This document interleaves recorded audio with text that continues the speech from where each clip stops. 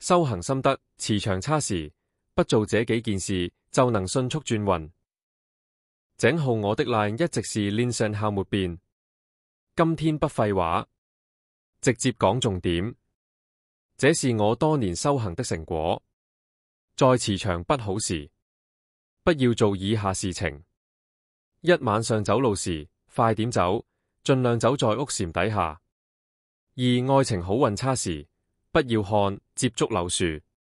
三、掃墓、清明節祭拜完成時，記得去廟裏面走一下，驅除鬼氣。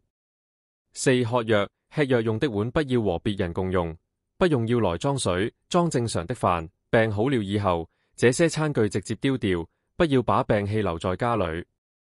這點很多老人都在做，導致病情越來越嚴重，拖了幾十年還沒好。就這樣，這麼簡單。屠龍解說，震撼人心。屠龍術 YouTube。